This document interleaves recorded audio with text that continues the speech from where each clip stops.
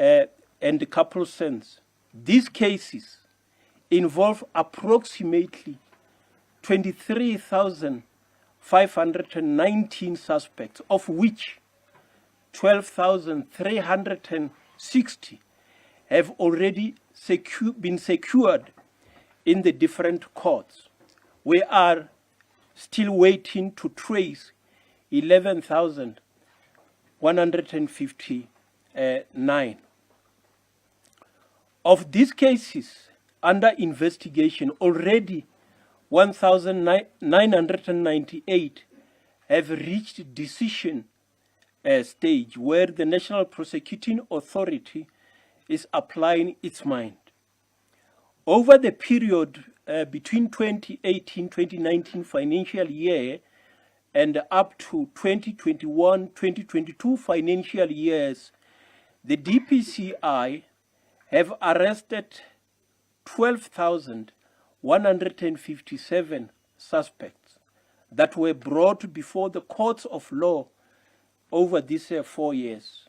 In the same period, a total of 4,447 convictions were secured across the country. Let me hasten to mention that the convictions relate to individuals, as the charges or count themselves are much higher. To cite as an example, in 2019, the convictions relating to serious commercial crime investigation alone was 37,597 counts. In a Cape Town Central case of 2016, the 2 natural persons and 5 juristic persons were convicted on 487 counts of fraud and money laundering, which relate to value-added tax to the value of 110 million as an actual loss and a potential loss of 440 million. The natural persons were on the 21st of February 2020 sentenced to 17 years and 16 years imprisonment respectively.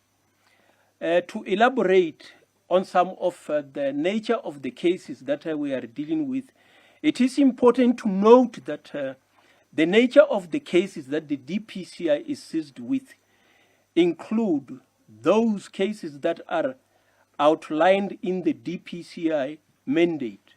We include cash in transit robberies, theft of fuel from the Transnet pipelines, trafficking in drugs, trafficking in human beings, corruption, commercial crime, organized crime, cyber crime, and money laundering, as well as inchoate offenses such as conspiracy to commit crime and incitement to commit crime.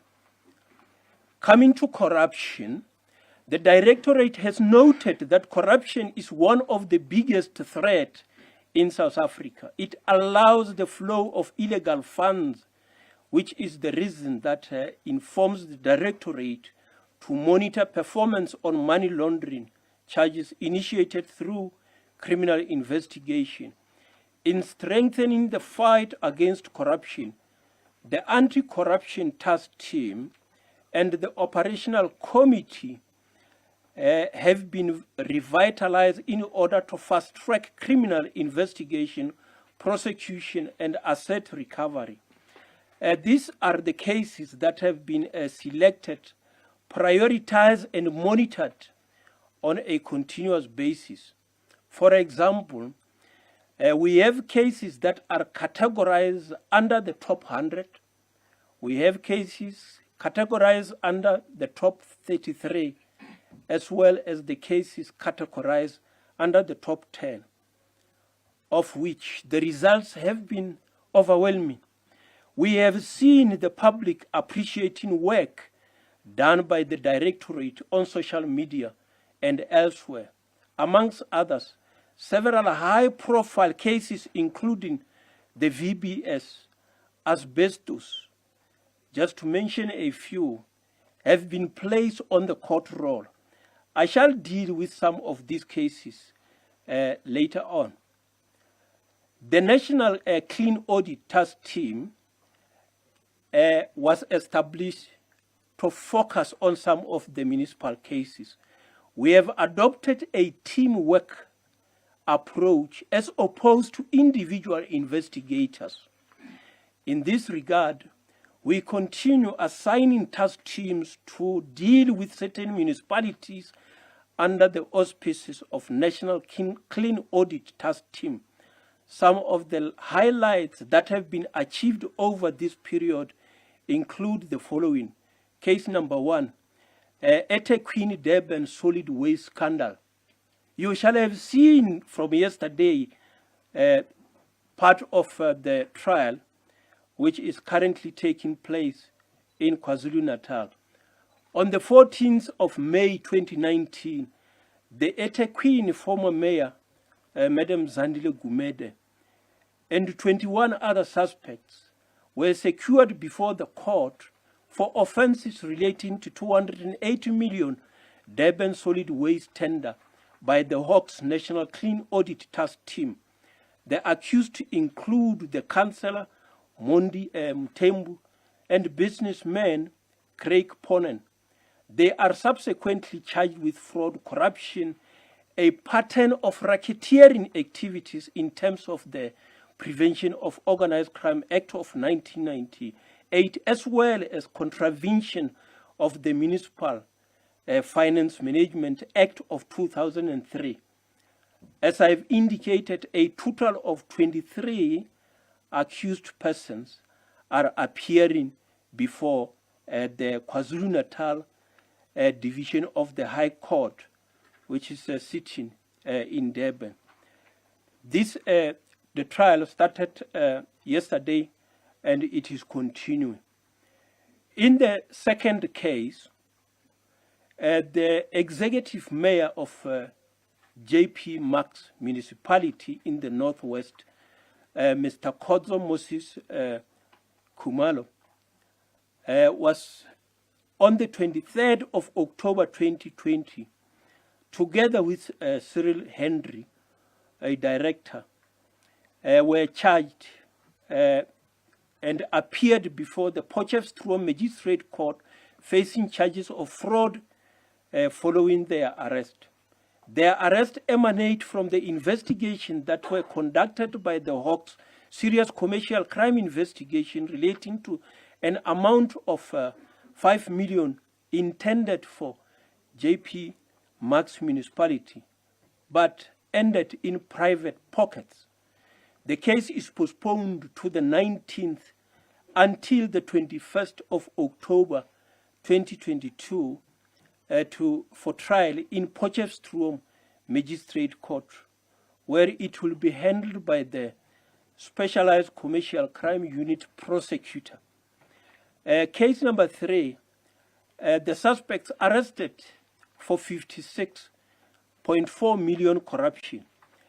The Serious Corruption Investigation Team of the Hawks arrested 9 suspects aged between 30 and 65 years old on multiple charges of fraud, corruption and money laundering exceeding 56.4 million, which is actual loss, while the potential loss of this is around 200 million rands.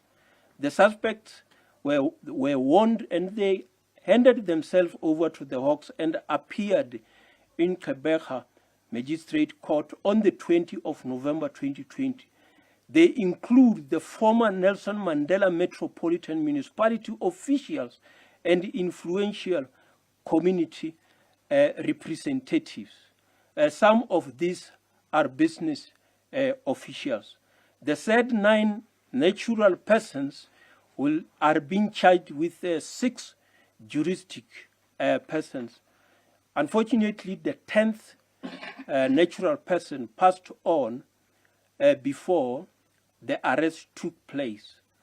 So the arrest took place in September of 2018.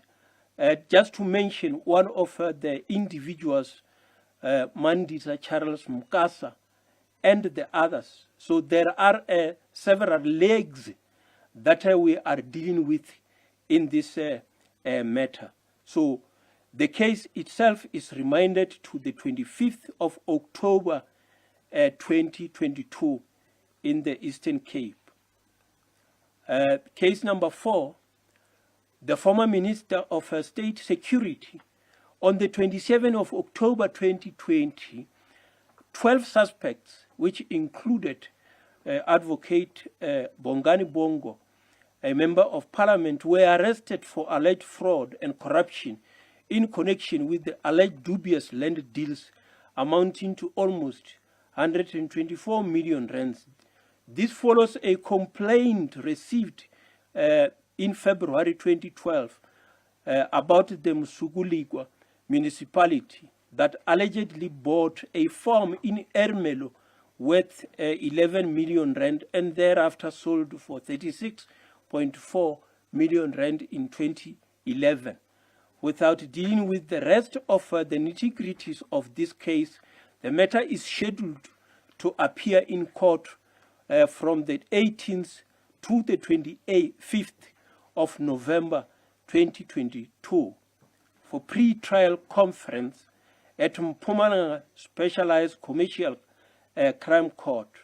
The accused persons are facing 69 counts of various offenses.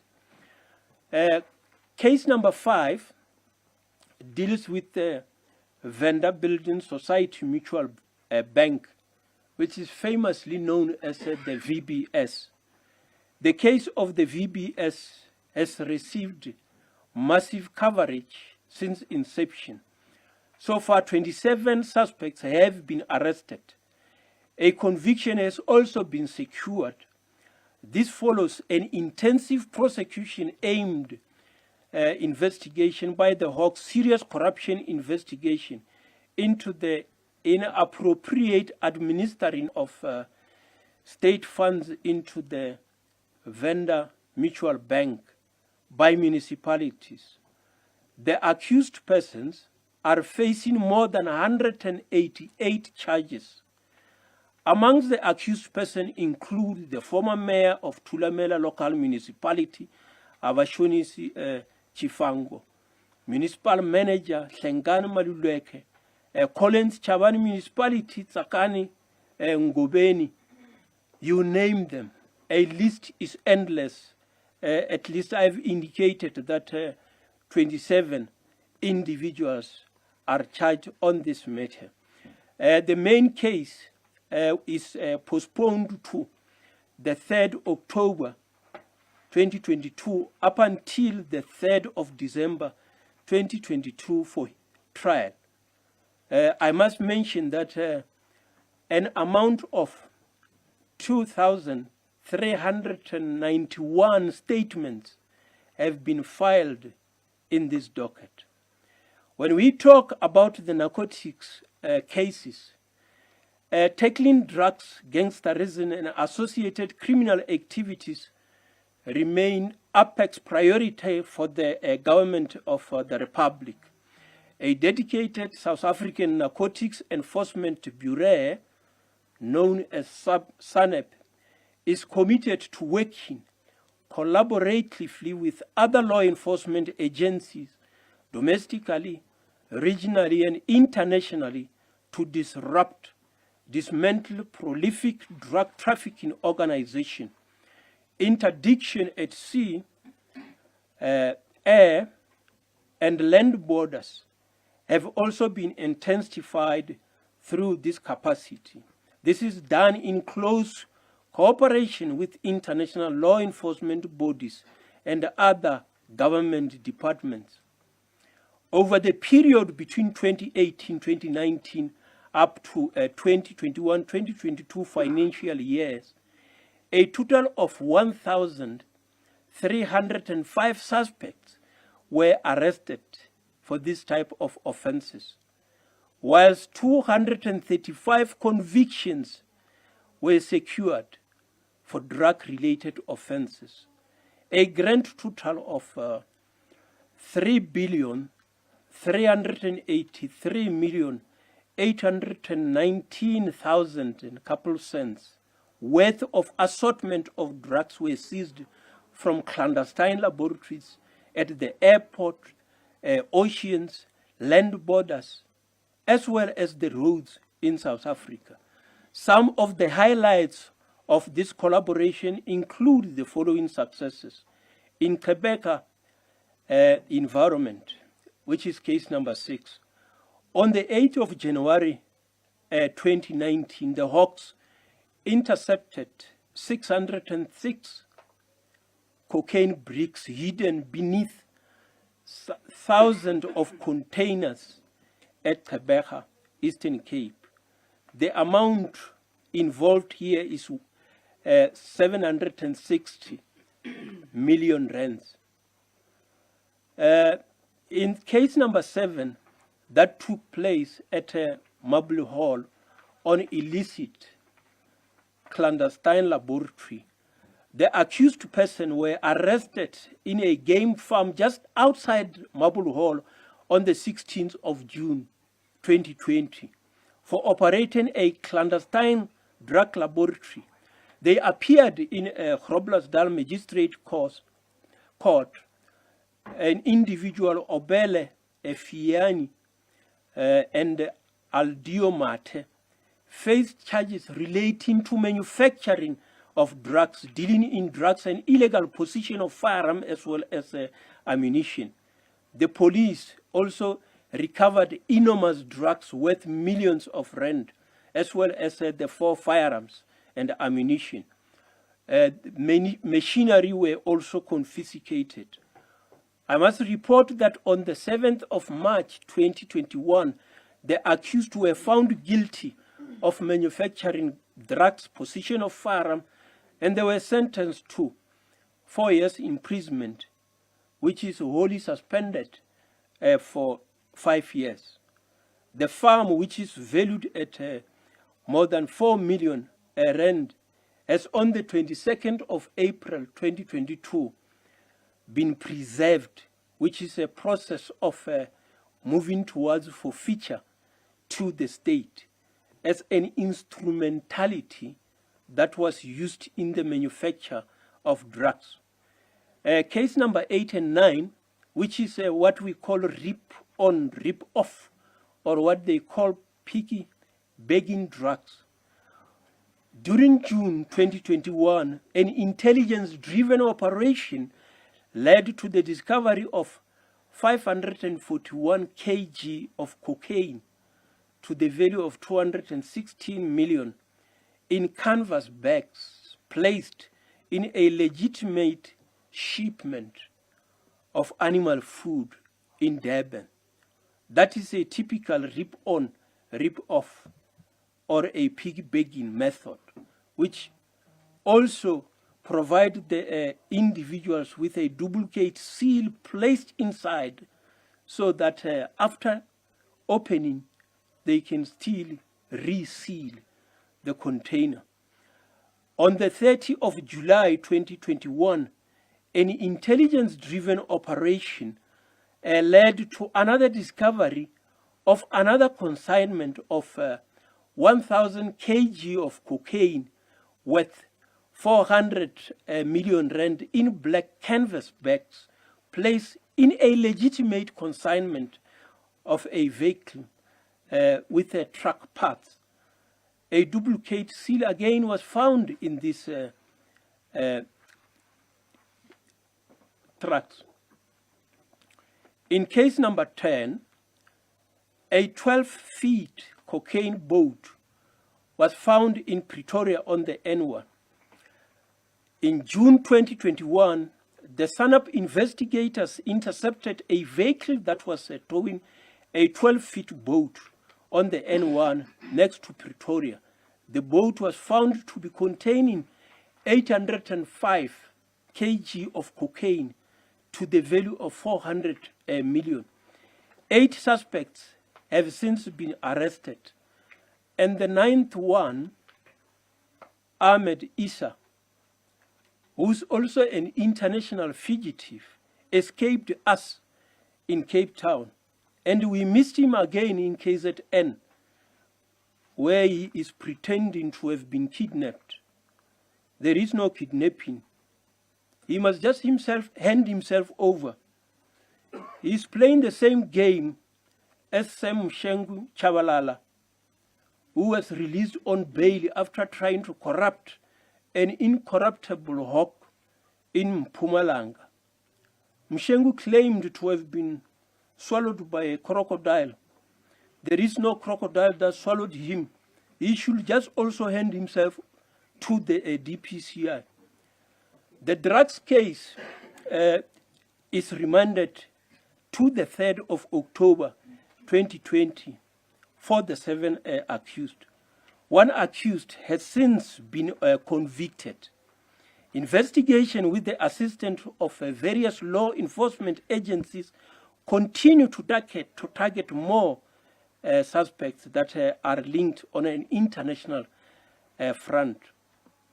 In case number 11, the Ireton cocaine, on the 9th of July 2021, an intelligence-driven operation conducted on a container that was destined to transport items from Durban to Johannesburg led to the arrest of 6 suspects, including 2 police officials and a traffic official.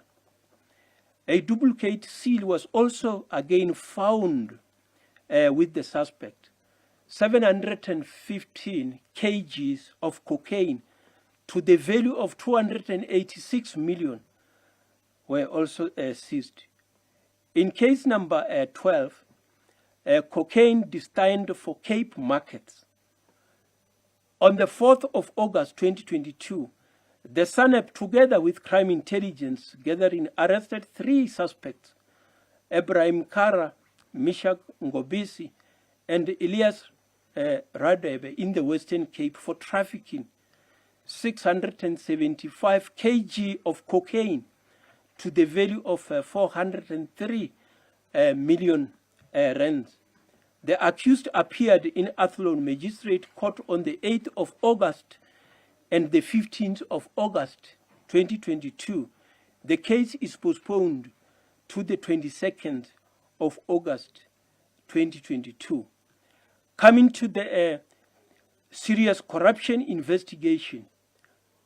Case number 13, the funeral service for the former state president, Dr. Nelson Mandela. On the 5th of October 2021, the former Eastern Cape Health member of the Executive Council, Madame Sindiswa Gomba, and a co-accused made their first appearance in East London High Court on charges of fraud, money laundering, contravention of Municipal Finance Management Act, and corruption. The case has since been postponed on several occasions for various reasons. The accused will be answering to charges related to the procurement of service providers for the transportation and booking of venues during the memorial service and the funeral preparation for the late former president, Dr. Nelson Mandela, by the Buffalo City Metropolitan Municipality. The case is postponed to the 5th and up until the 9th of September 2022, as well as the 17th October 2022 until the 25th of November 2022 for trial at the Eastern Cape High Court, which is sitting at Bishu. In case number 14, the Mogalakwena Municipality corruption in Limpopo, the Directorate for Priority Crime Investigation secured 15 natural persons, including Jabulani Petros Mashamaide, a member of the provincial legislature, and 13 juristic persons with summonses to appear in court in relation to allegation of tender corruption at Mogalakwena Municipality. The suspects received gratification from the service providers and that other companies were paid money for services that were not rendered. The accused included the former mayor, other senior officials and company directors.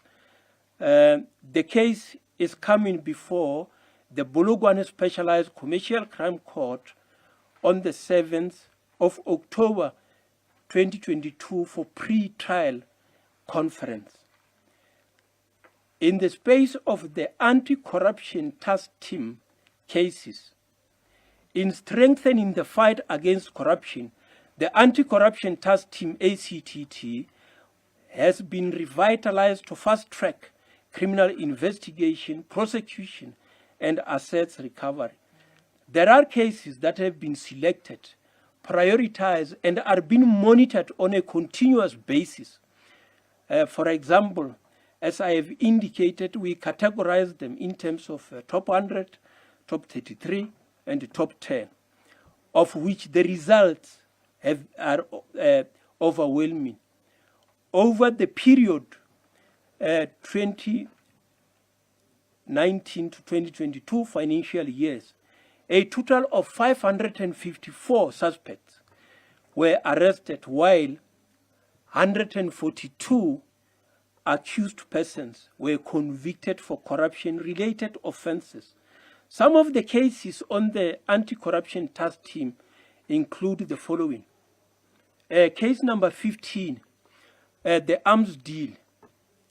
Part of the arms deal case is currently postponed in KwaZulu-Natal High Court, which is sitting at Pietermaritzburg, to the 17th of October 2022, and probably the 7th November 2022, depending on the outcome of other applications that are serving through other high courts. Case number 16, Recon Community Project. The allegations regarding this matter relates to the superior quality trading as a Recon Community Projects. During the investigation of Estina Dairy Farm, it was discovered that there were irregularities in the financial flow analysis of a bank account. In June 2014, Recon entered into an agreement with the Free State Department of Agriculture and Rural Development to implement some project on behalf of the department. So based on that, 244 million was involved.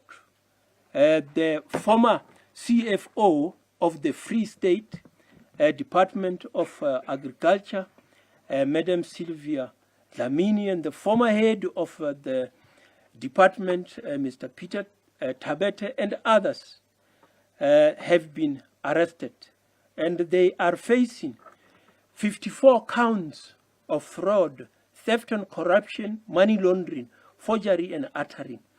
The AFU has already attached the assets to the value of 249 million rands, and the criminal trial is set to take place from the 11th of April 2023 until the 4th of May 2023 at the Free State High Court, which is sitting in Bloemfontein. With regard to the PPE COVID-19 relief fund cases, when COVID-19 was declared a pandemic by the president, the government provided some financial relief to cushion the impact. Some greedy criminals developed some means to steal these funds.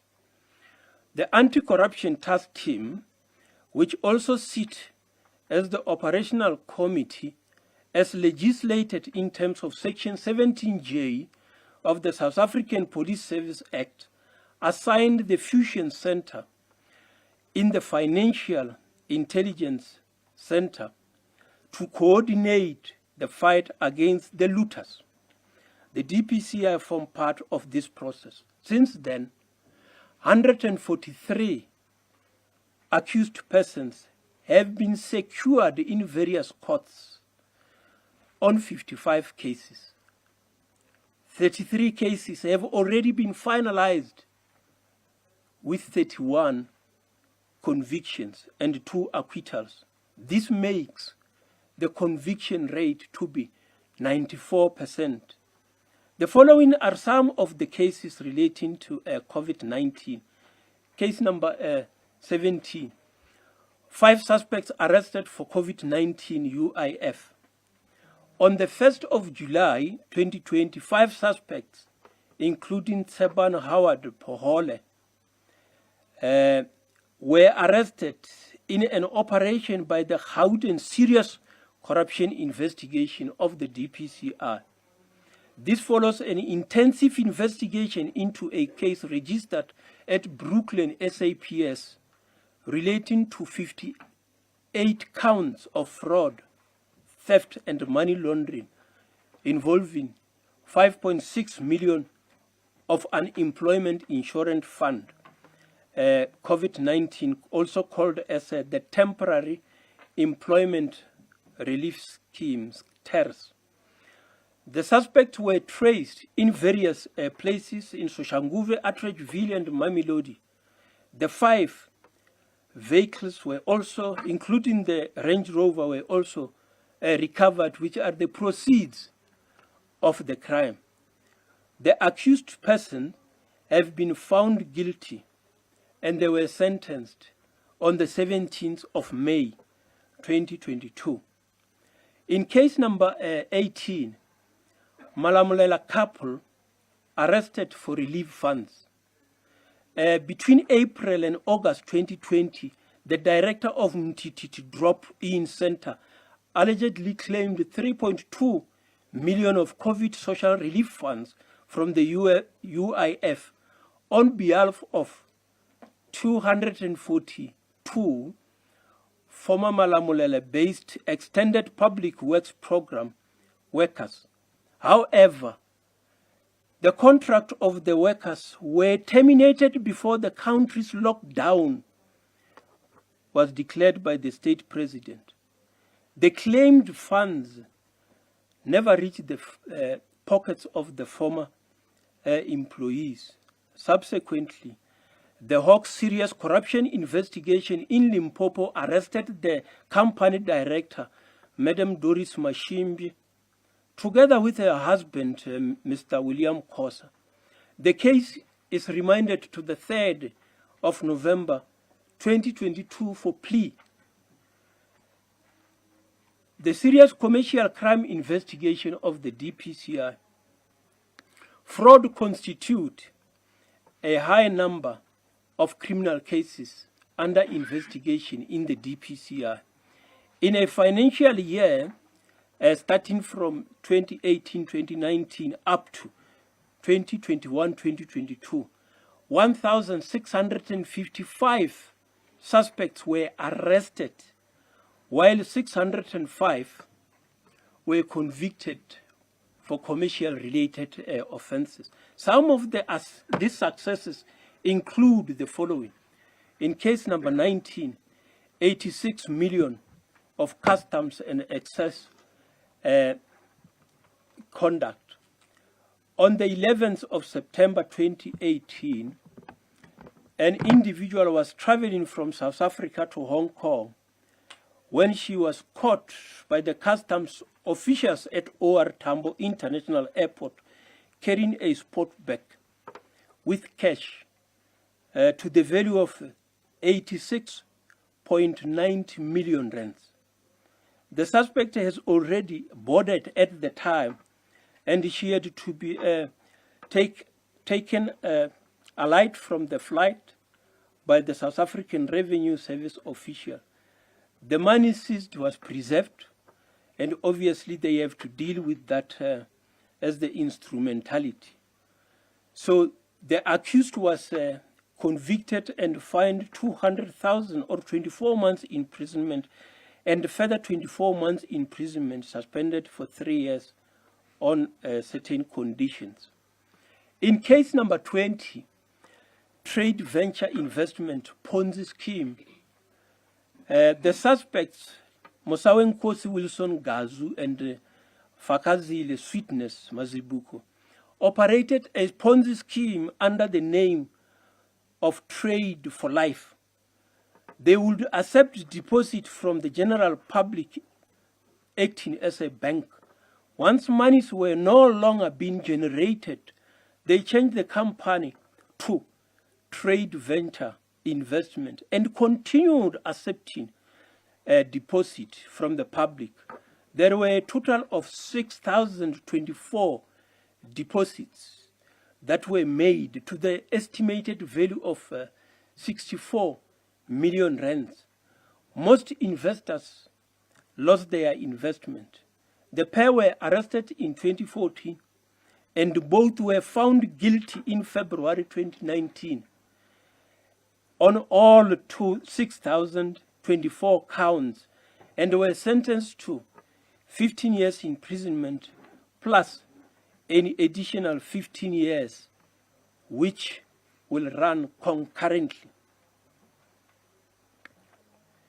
In case number 21, the land bank fraud, a grant of 6 million was paid to an entity on the verbal instruction of the CEO of Land Bank, and the correct procedures were not followed in approving this grant.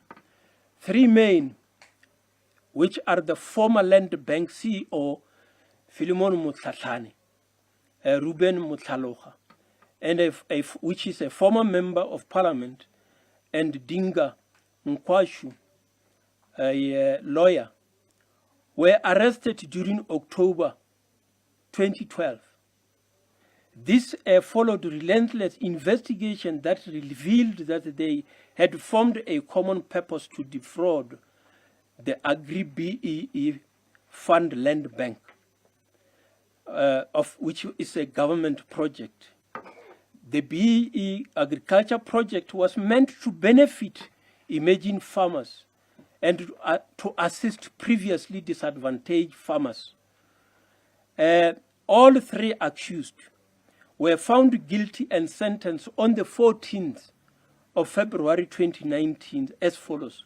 Mutlatlane given 7 years imprisonment, Mutlaloga 20 years imprisonment, whereas Nkwashu was given 24 years imprisonment. In the serious organized crime investigation, we also have got matters relating to police killings. The investigation of police killings is the responsibility of the Directorate for Priority Crime Investigation. Since 2018, the DPCI arrested 187 suspects for the murder of police officials. 55 accused persons were convicted and sentenced during the same period. Among the successes relating to the killings of police officials are case number 22, the Westernburg police official who was murdered. On the 8th of November 2018, Constable Dilange, may his soul rest in peace, was murdered in Westernburg police station area, Limpopo, while he was on duty. In January 2019, the Serious Organized Crime Investigation Team arrested Puti William Mehlabi and Peter Mswazi, as well as Betty Mapoto. Together, they were also found in possession of unlicensed firearm and stolen vehicle. During the investigation, the accused persons were also linked to hijacking of a motor vehicle that occurred a day before the constable was murdered. The aforesaid accused were convicted and sentenced. Mehlabi was sentenced to life imprisonment for the murder, 15 years for possession of a firearm, 15 years for robbery with aggravating circumstances, 8 years for kidnapping, and 5 years for possession of stolen vehicle. Moswati was sentenced to 15 years for robbery with aggravating circumstances and 8 years for kidnapping, while Mapoto received a 3-year suspended sentence for defeating the ends of justice. In case number 23, a wife sentenced for the murder of her husband. On the 3rd of November 2019, the body of Warrant Officer Tulani Ngwabe who was stationed at Margate Family Violent Child Protection and Sexual Offences Unit was found on the railway line near Potchefstroom Beach with multiple stab wounds. May his soul rest in peace. His wife was arrested in December 2019. In June 2021, the KwaZulu-Natal High Court, sitting at Pietermaritzburg, convicted and sentenced the Nonkululeko Gwabe, 46, to 22 years imprisonment for the brutal murder of her husband in what can be labeled as spousal encashment. The case against 3 accomplices is remanded in KwaZulu-Natal High Court, sitting at Pietermaritzburg, for trial that is starting from the 3rd to the 23rd of October 2023. In case number 24, the murder of Lieutenant Colonel Kinia, may his soul rest in peace. The DPCI task team that was established in response to his killing arrested 23 gang members on charges including conspiracy to murder, premeditated murder, illegal possession of firearms and ammunition, as well as contravention of the Prevention of Organized Crime Act. The members of this gang include Nafis, Modak, Muhammad Pool, and others. One individual has already been convicted and is serving now 20 years direct imprisonment. The other accused are appearing at Blue Downs Regional Court on the 16th of September 2022. In case number 25, 2 Hawks officers killed during a CIT robbery. In a CIT robbery that was to take place in Mahikeng, we lost 2 of our colleagues who stood barrel to barrel with the suspect, who also suffered 3 casualties, with the 4th one suffering the same fate from fellow criminals at a later stage. May their souls rest in peace. 9 accused are now facing trial at the Northwest High Court, sitting at Mahikeng, and the case is remanded to the 29 August 2022 until the 2nd of September 2022 for trial. In case number 26, 16 life and 608 years for bank robbers. From early 2013, the banking industry suffered a spate of robberies, and by the end of 2023, the number of bank robberies had nationally increased from 9 incidents in 2012 to 14 incidents in 2013. During 2014, bank robbery incident escalated with 25 incidents. 2014 marks the year since 2012 when the most bank robberies were reported. Analysis showed that members of the same gang repeatedly involved in bank robberies committed these things throughout Gauteng and its neighboring provinces. A DPCI-led bank robbery task team was established, resulting in the arrest of a group of suspects for a business robbery-related case that happened in Empangeni. 12 suspects, including 6 Zimbabweans and 6 South Africans, were nabbed, making the organized criminal group a multinational one. The accused were charged for their alleged involvement in 20 different bank robberies. Authority was also granted to prosecute the accused on 2 separate charges of a pattern of racketeering activities, which is in terms of the Prevention of Organized Crime Act. That is what we normally call organized crime. Following a long trial, the diligent investigation and prosecution team succeeded in having 8 of the 10 accused convicted in Gauteng Local Division of the High Court for 31 counts, including 11 bank robberies, 2 pattern of racketeering activities. On the 25th of January 2019, the convicts were sentenced as follows. Accused number 1, which is Sibanda, 2 life and 152 years imprisonment. Accused number 2, 2 life, 34 years imprisonment. All of these accused, each of them got 2 life imprisonment, as well as the number of years ranging between 152 years and 37 years. So one can rest assured that they will be gone for a very, very long time. Cash in transit heist. Since 2018, the DPCI arrested 726 suspects in connection with 826 cash in transit robberies. During the same period, 110 accused persons were convicted and sentenced on 115 cases. Among the sentences secured are 77 life imprisonment sentences.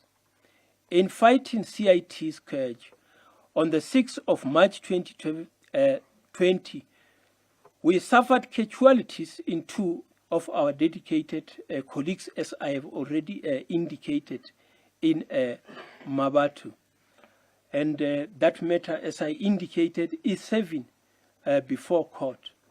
In case number 27, 8 life imprisonment for CIT robbery.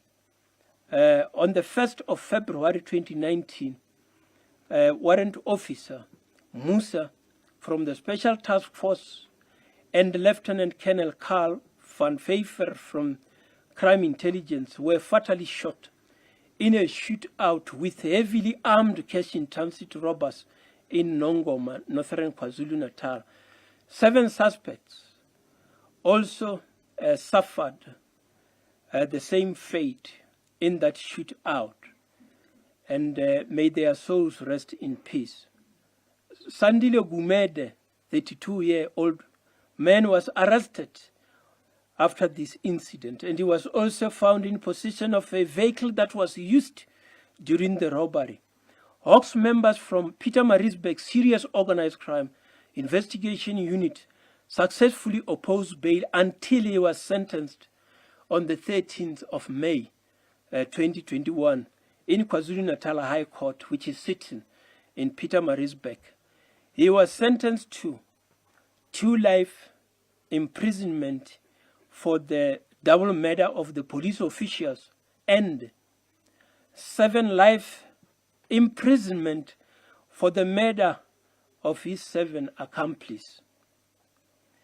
He was further sentenced to 20 years for cash in transit robbery and 10 years imprisonment for each count of attempted murder. The sentences will run concurrently. In case number 28, 258 years imprisonment for Limpopo robbers.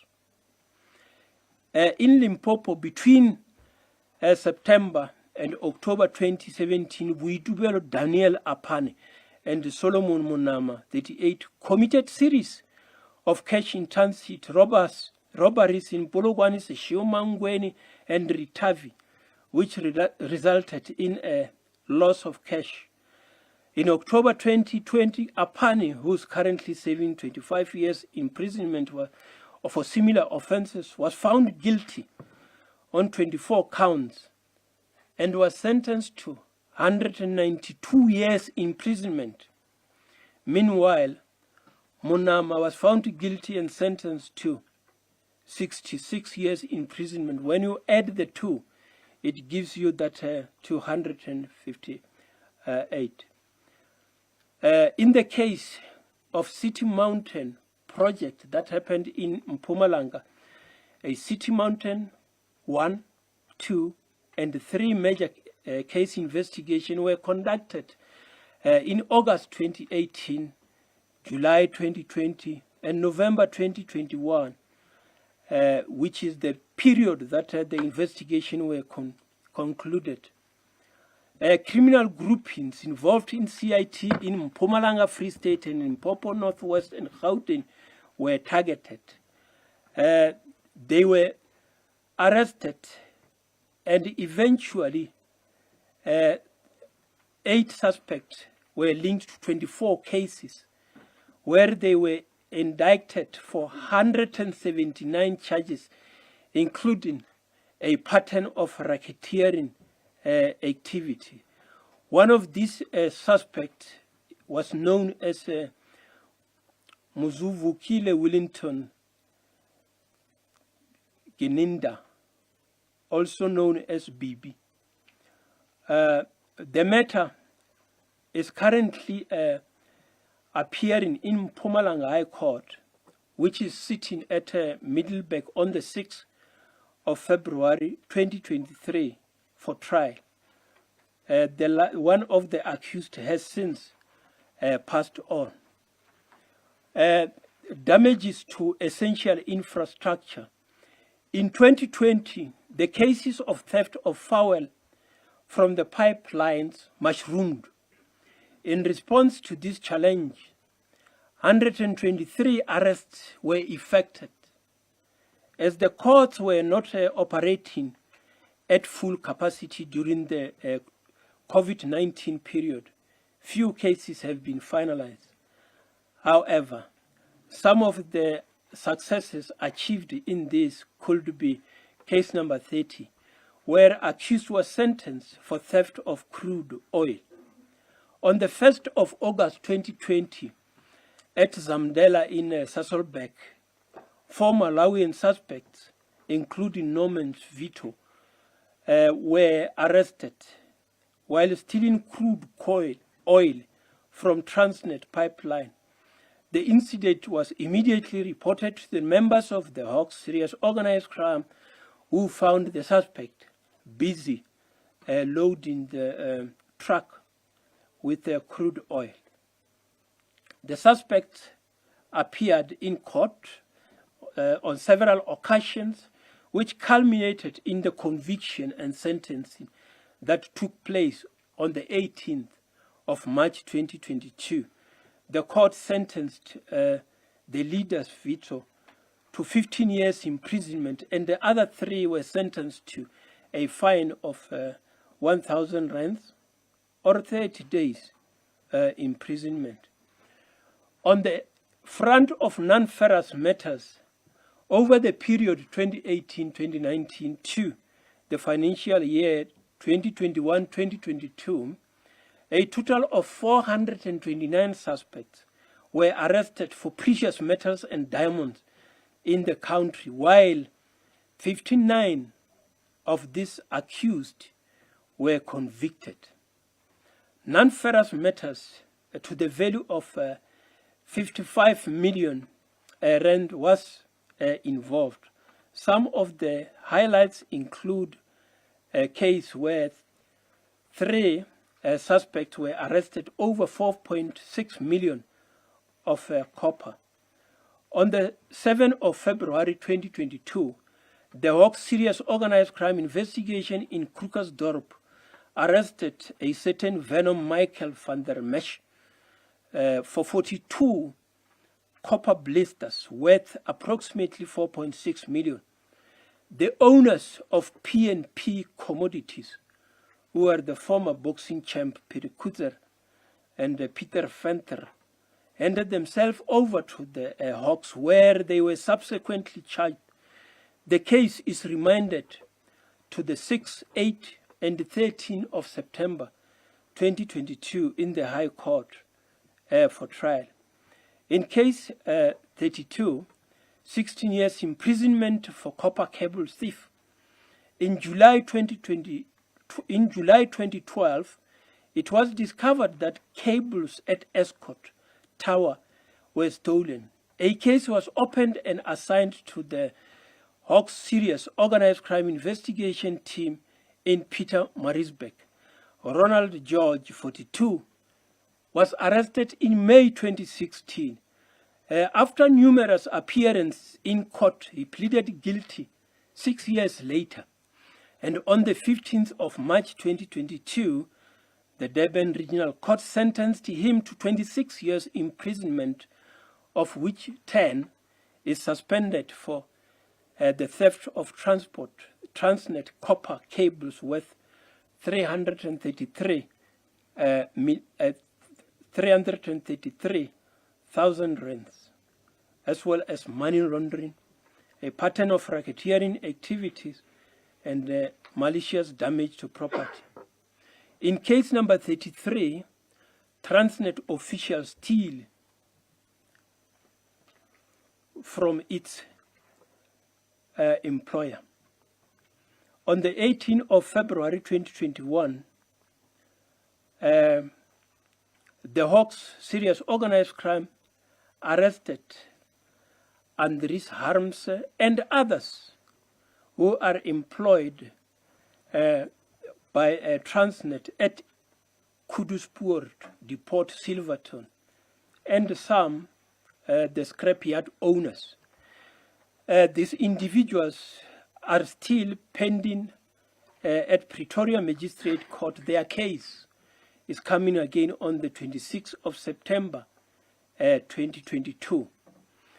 In the front of precious metals and diamond, over the period of 2018-2019 to 2021-2022 financial years, a total of 1,186 suspects were arrested for precious metals and diamond, while 219 were convicted. Precious metals and diamond to the value of 140 million was involved. Some of the highlights regarding these successes include case number 34, where Orkney illegal mining activity was dismantled. On the 21st of October 2021, 87 suspects aged between 25 and 49 were arrested.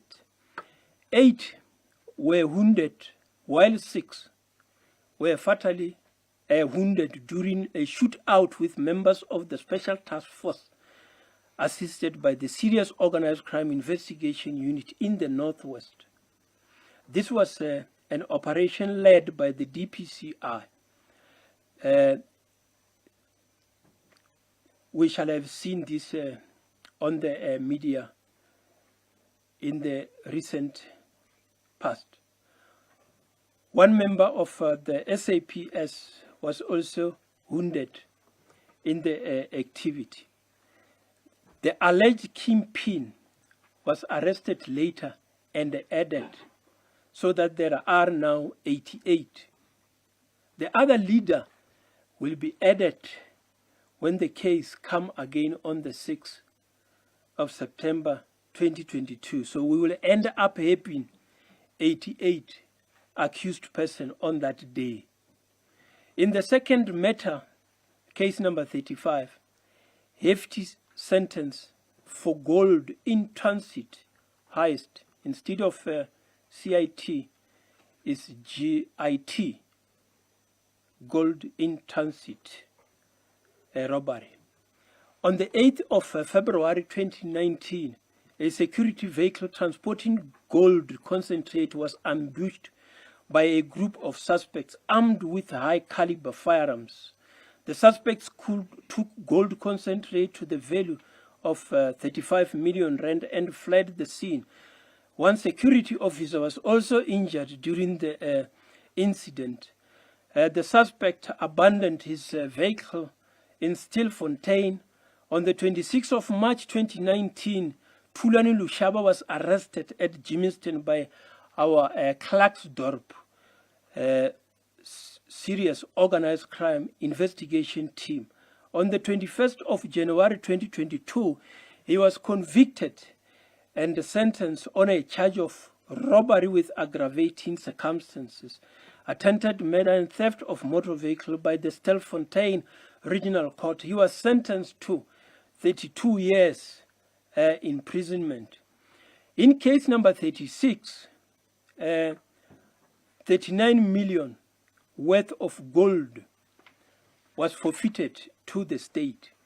In a Springs case reported in June 2019, the DPCI seized gold, which was later forfeited to the state, auctioned, and an amount of 39,577,000 was deposited into the fiscus on the 3rd of February 2021. Matters of trafficking in persons continue to be a challenge. During the same period, 85 suspects were arrested for trafficking in persons, while 18 accused persons were convicted and sentenced. Among the successes include case number 37, where a Nigerian trafficked Zimbabwean women. In 2018, a case of human trafficking was opened and investigated by the Hawks Human Trafficking Section within the DPCI. This investigation culminated in the arrest of Alba Makonjula Asabi, a Nigerian male, and the rescue of 2 Zimbabwean females who were victims used as commercial sex workers. The accused controlled the victims by locking them in a private dwelling. This took place over a period of 2 years before they were rescued. The victims were successfully repatriated back to their country of origin, and in October 2021, the accused was found guilty and sentenced by the Gauteng High Court sitting in Pretoria on 2 counts of trafficking in persons, and sentenced to 2 life imprisonment, and he was further sentenced to 30 years imprisonment for 3 counts of possession of and manufacturing of child pornography, 15 years for using the services of victim. Over and above the 2 life sentences, the accused was declared a prohibited person in the Republic of South Africa. The court also ordered that the accused's particulars be included in the National Register of Sex Offenders. In case number 38, an apostle and accomplice in court. In early hours of the 13th November 2021, the Hawks Serious Organized Crime Investigation Team arrested a pair of individuals for trafficking in persons. And in September of 2020, the individuals were then trafficked from different areas. And so far, 7 victims came forward. Both male and females laid charges. 3 victims came through the church, while others came differently. The accused will be appearing at Eastern Cape High Court, sitting at Bishop. This matter will be sitting on the 8th of November 2022. In the front of endangered species,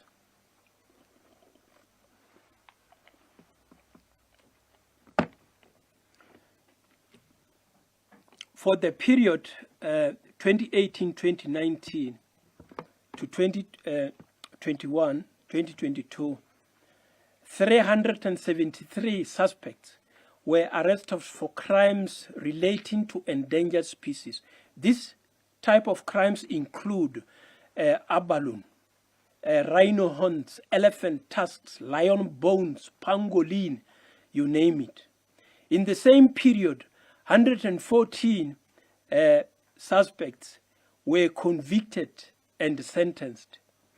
Endangered species to the value of 449 million rands were seized. Some of the highlights in this include case number 39, where shipping agent was arrested over rhino horns. On the 16th of July 2020, Stephen Wesley Sarasoli was arrested by the Hawks Serious Organized Crime Investigation Team in Edenvale, and he appeared in Kempton Park Magistrate Court for alleged dealing in rhino horns and perjury.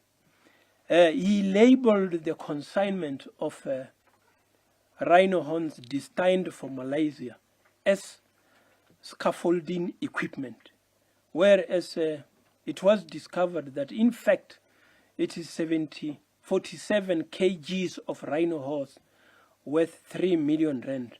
The matter was removed from the court roll and will be reinstated now that the laboratory report that was outstanding has been received.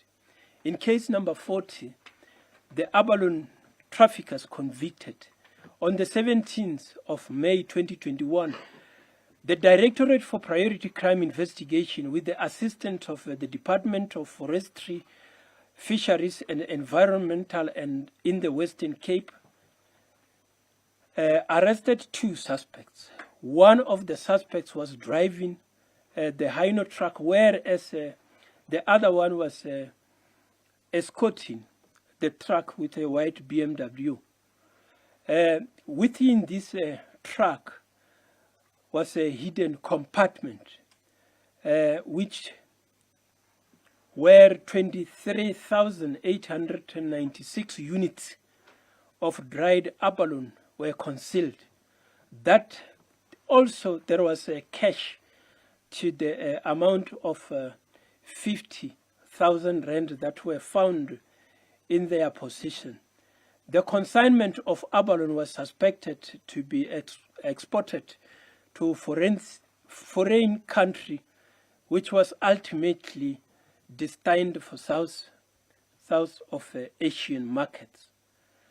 And this cash was obviously intended to corrupt individuals along the way. Both suspects have been convicted for their possession and control over the abalone for commercial purposes. They were also convicted for money laundering. The cash that was confiscated has been forfeited to the state and has been deposited into the criminal assets recovery account, famously known as CARA account. Both accused were sentenced to 10 years imprisonment. In the counterfeit environment, a number of counterfeit goods were seized with the value exceeding 1 billion rand, and several arrests were effected during this period. Some of the cases in this regard, which is case 41, Springs Fake Washing Powder Factory. On the 1st of April 2022, the Hawks Serious Commercial Crime Investigating Unit, together with the brand protectors, assisted by the Public Order Policing from Springs, executed an operation in terms of the Counterfeit Goods Act. The team found that the premises was a large-scale manufacturing and distribution facility. The raw materials were found, as well as the machinery that was used in the sifting of the powder. A 42-year-old suspect and his daughter were summoned to appear in the magistrate court, and the case is remanded to the 9th of September 2022.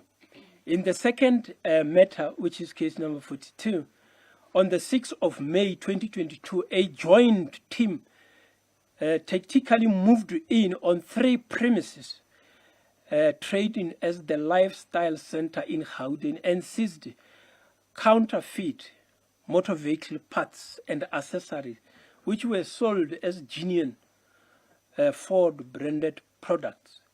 The goods worth more than 500,000 rand were seized. The suspects, aged between 25 and 29, were served with summons to appear in court, and the matter is currently coming on the 26th of August 2022. Crimes against the state is one of the several cases that we continuously attend. Some of such cases relate to incitement and conspiracy to commit public violence and arson that occurred during July 2021. Some of the successes include the following.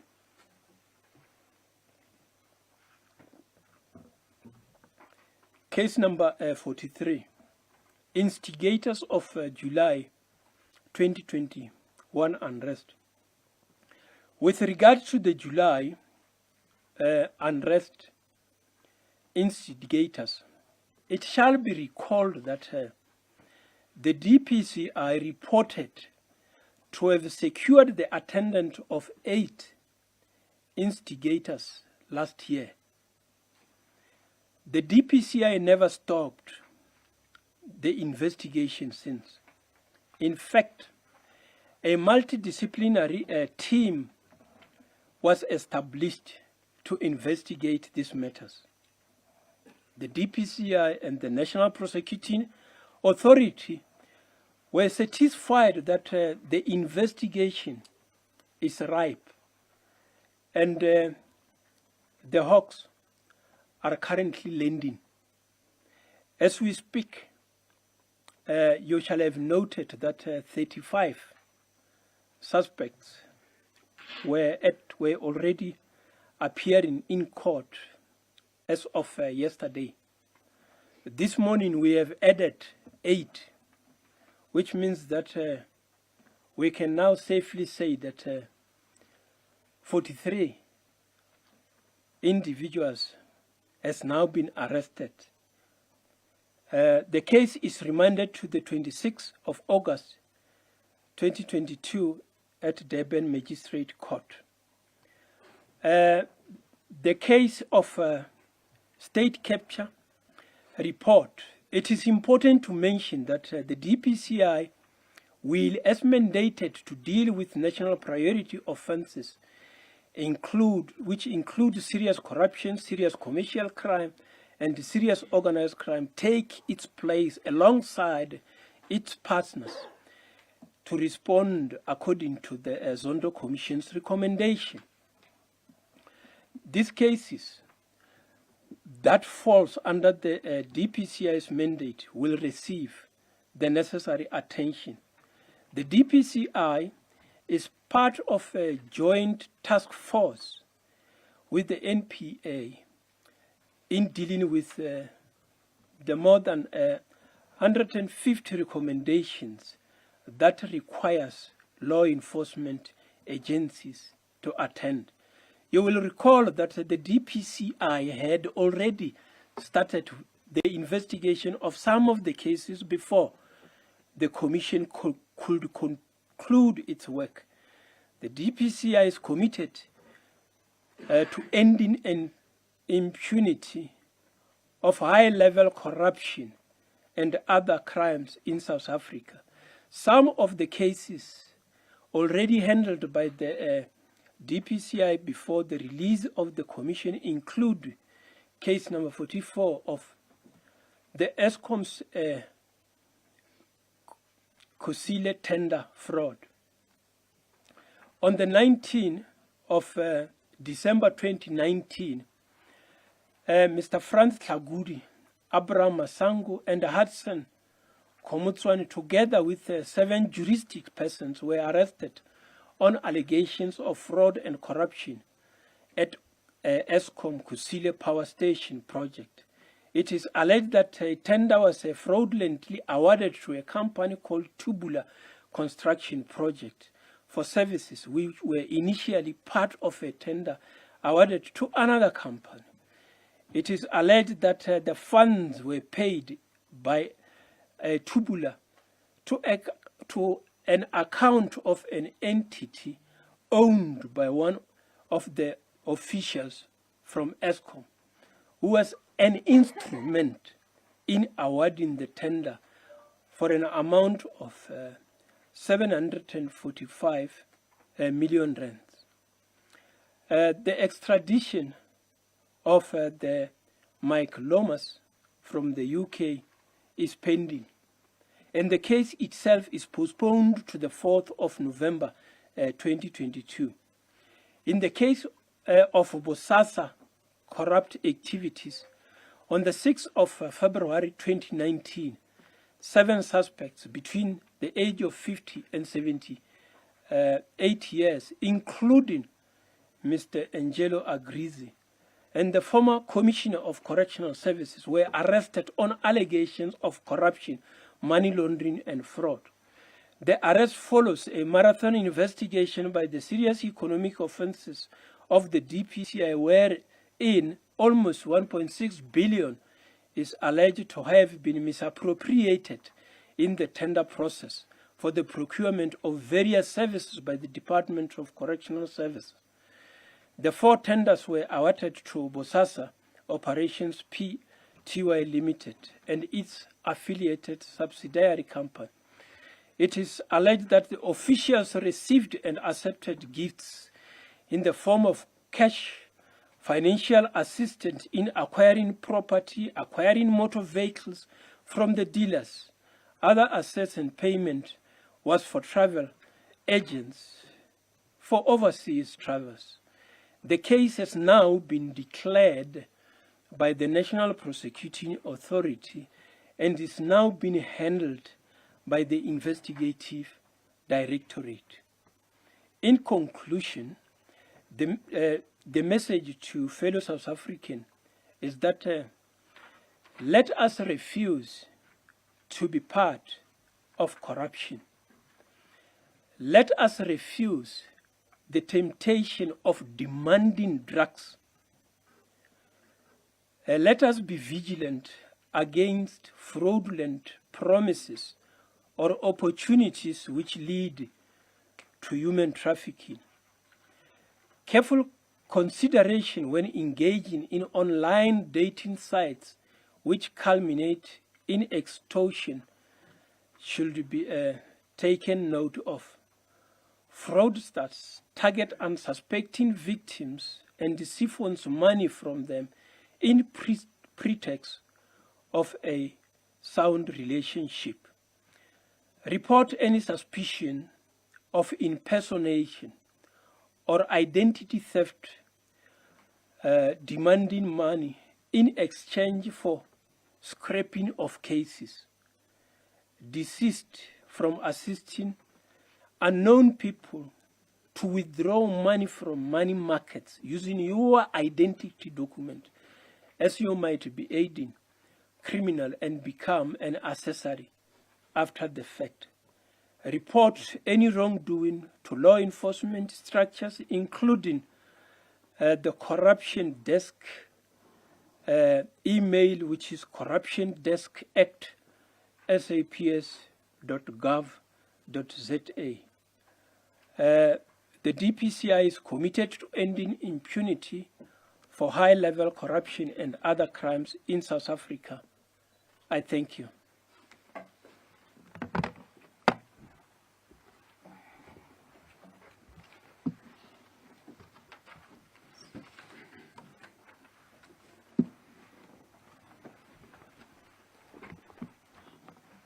Thank you very much, General. And our appreciation for presenting such a detailed report of the work done by the Hawks members and the status of the cases that are being investigated. With that said, we will now take questions from the media. We will start from in-house, and thereafter we will follow from the questions that are posed on WhatsApp. By show of hand, can I see members want to ask? Okay.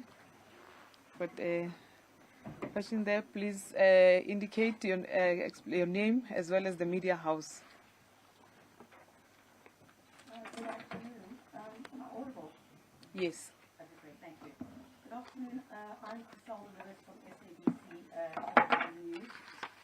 My questions are directed to you, General Lemire. You started off your address this morning by saying that you want to take the public into the confidence about what you've done since you came to office. But notably in your address, you make absolutely no mention at all of an investigation which is probably one of the most high profile at this particular point, involving President Cyril Ramaphosa and the Phala Phala matter. Why did you not mention that at all? Are the Hawks not investigating it? Have the Hawks met with President Cyril Ramaphosa in this matter?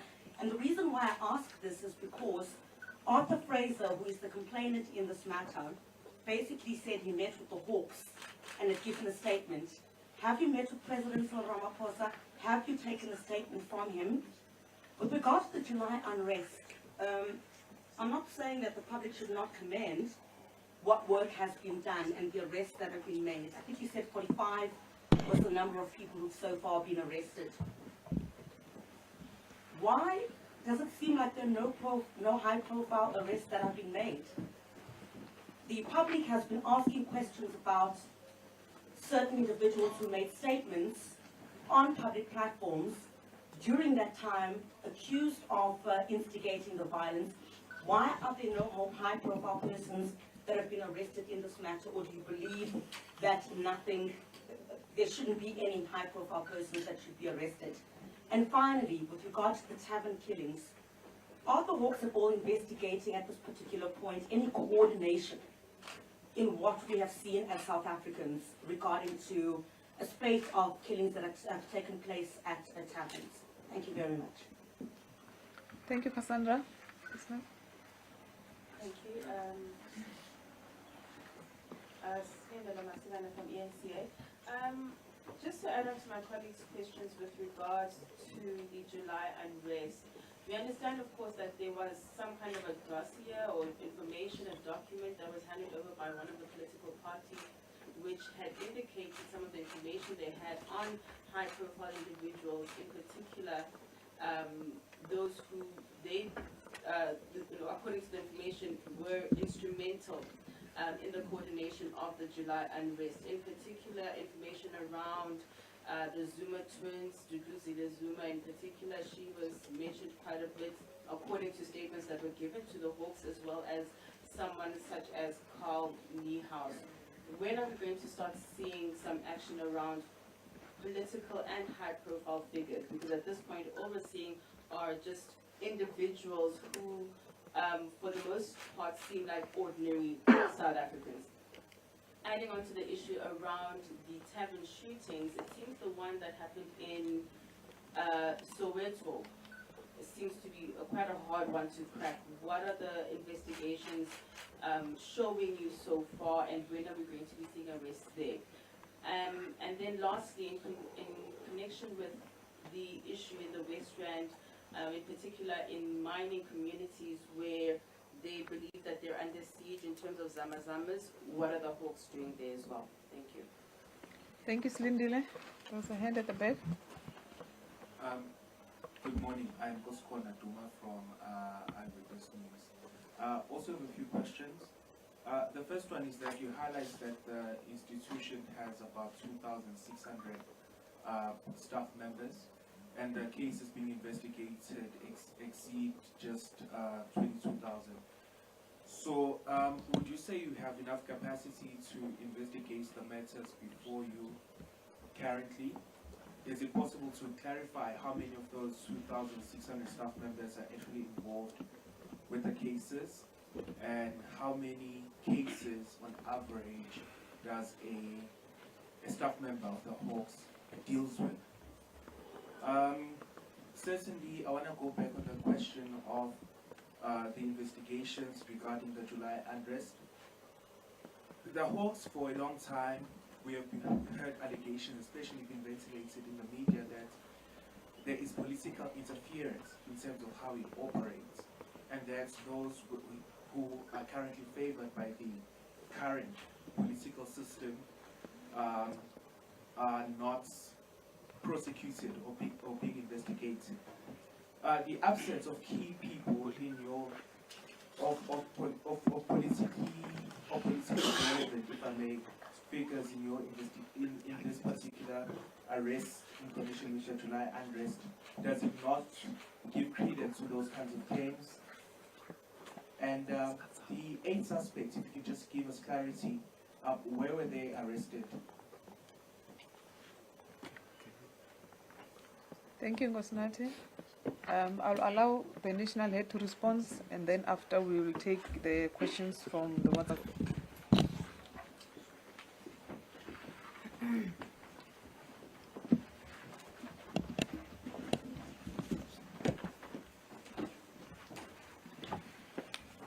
Thank you very much for the questions.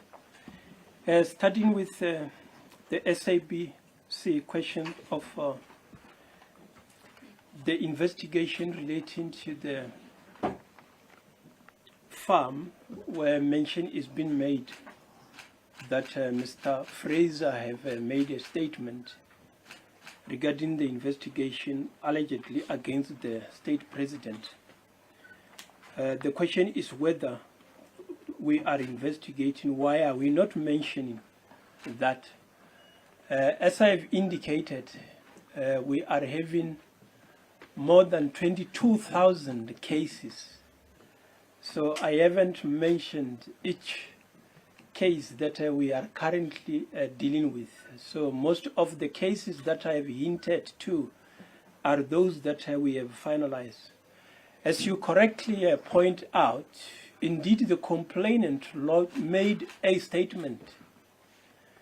And so far we have filed 41 statements in the docket.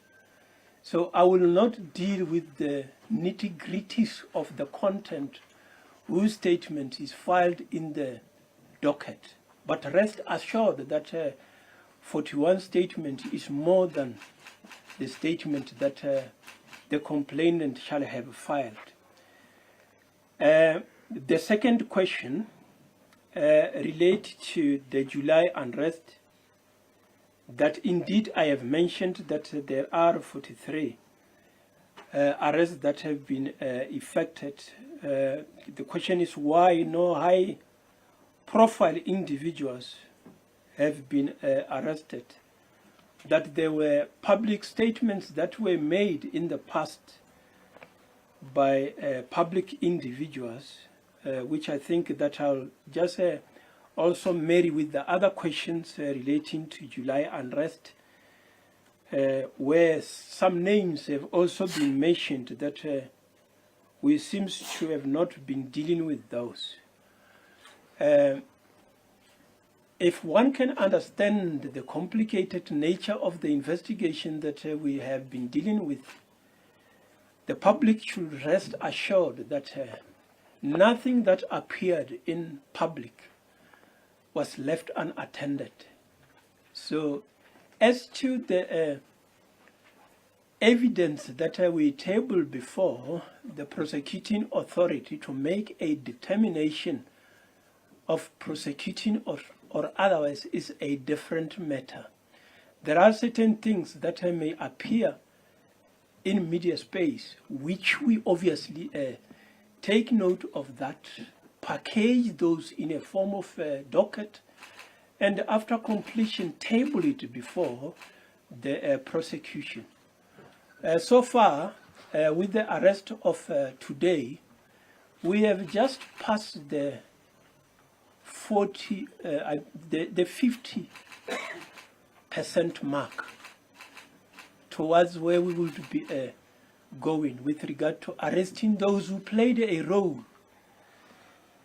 So I wouldn't be indicating who are the others, and we don't necessarily rank them.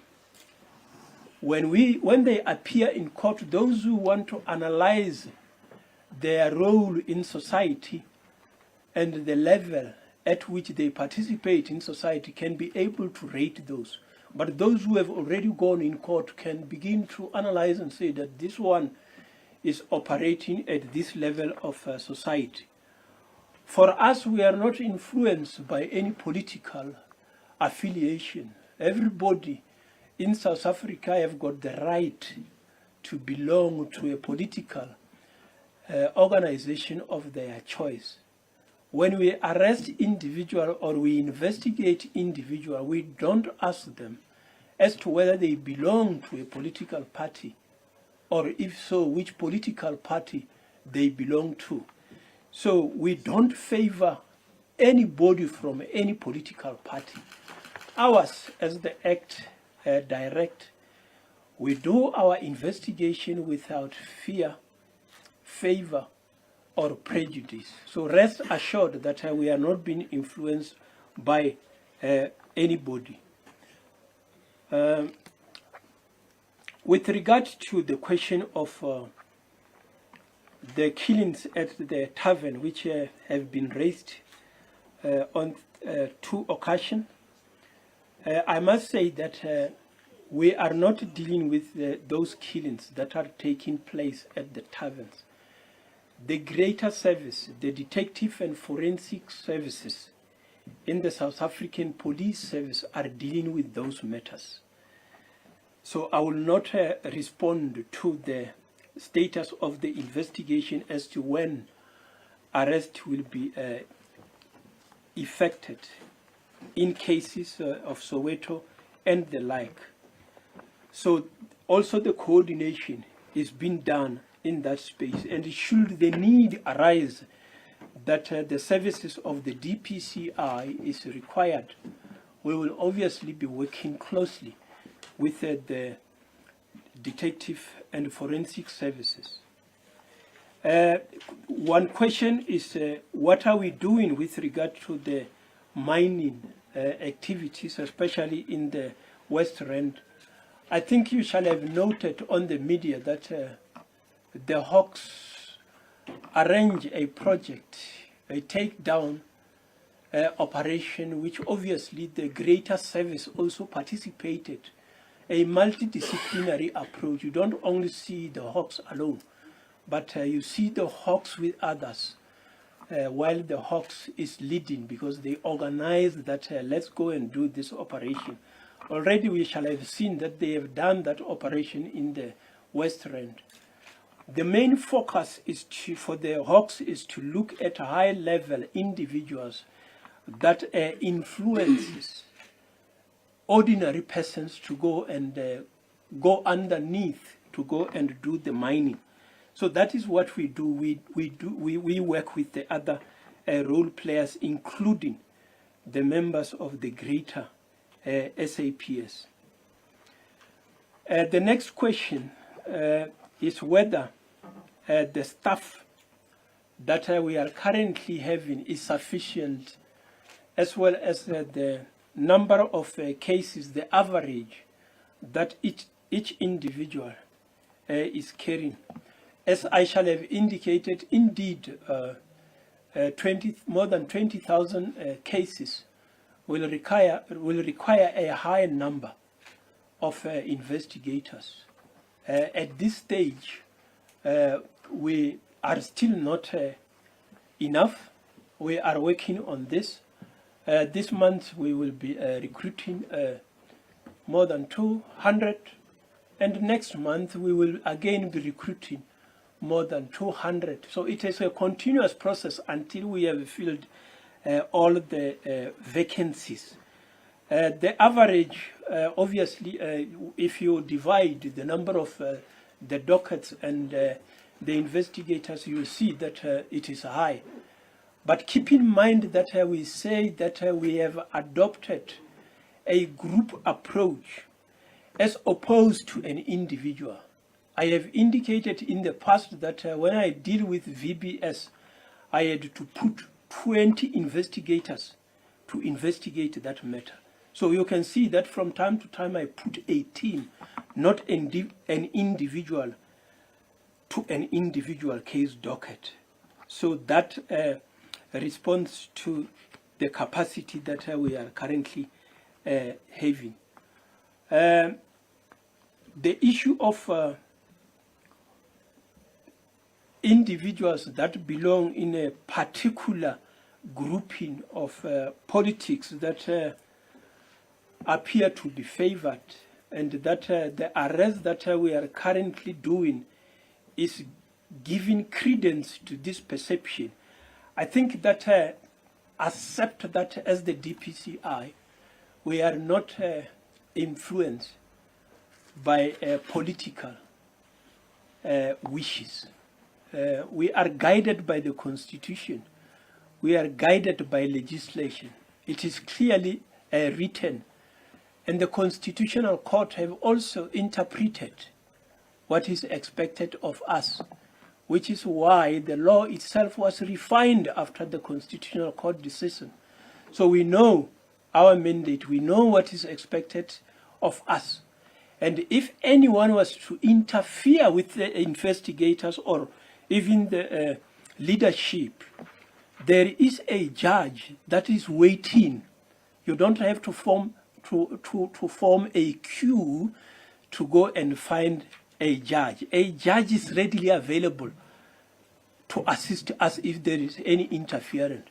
Even members of the public who believe that there are certain things that our members might be doing that are not in line with the law, they can indeed approach that judge who is in a position to investigate and reach a particular conclusion. So rest assured that we do our work without favor, without fear, without prejudice.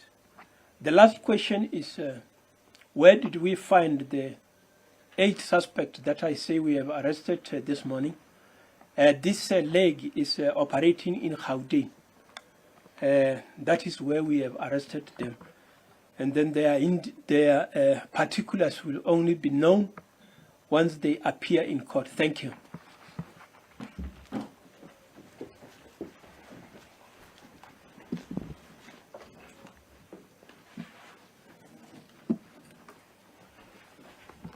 Thank you, General.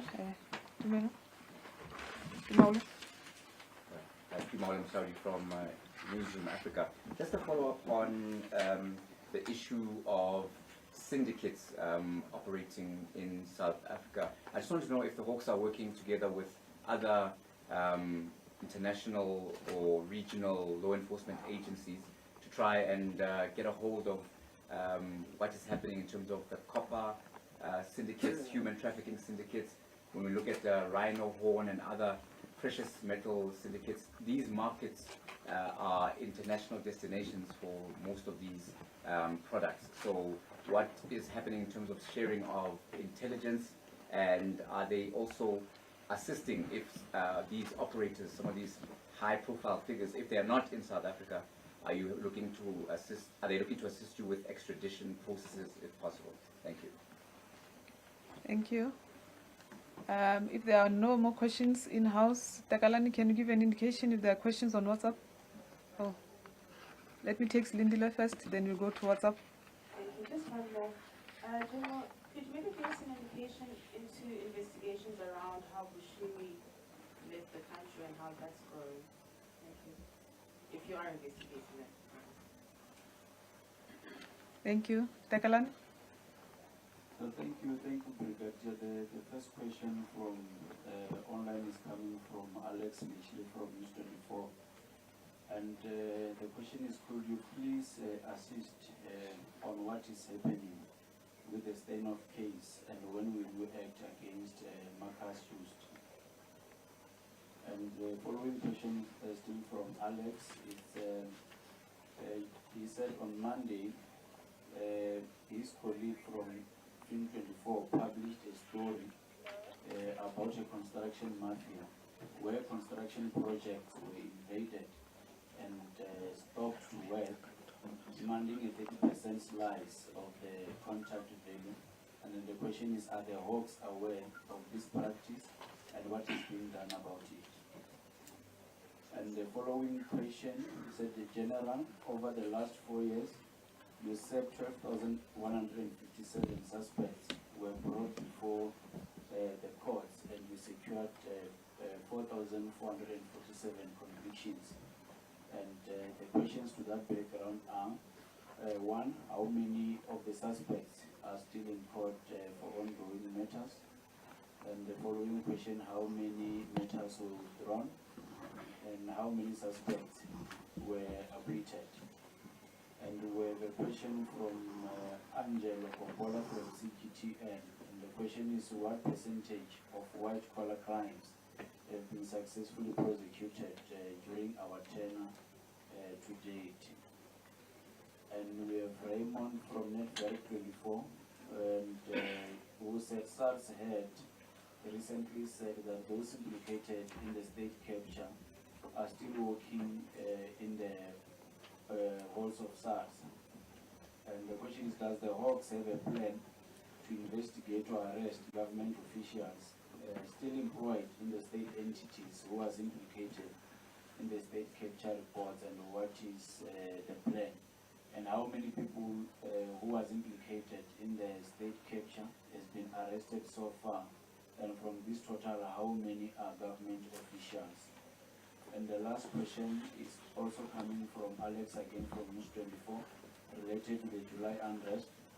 And he said on July unrest, South Africans were told that the unrest was an insurrection, yet as far as those arrested are concerned, the charges don't reflect that they were part of a group tasked with creating instability in the country.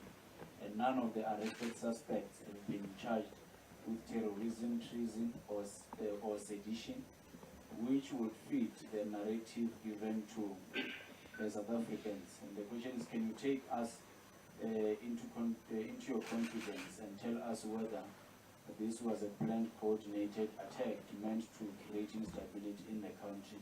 And if so, have you identified those who organized it? Back to you, Brigadier. Thank you. Thank you very much, Takalani. I'll hand over to the national head again, who will indicate if maybe other questions will be deferred to the management. Thanks, General.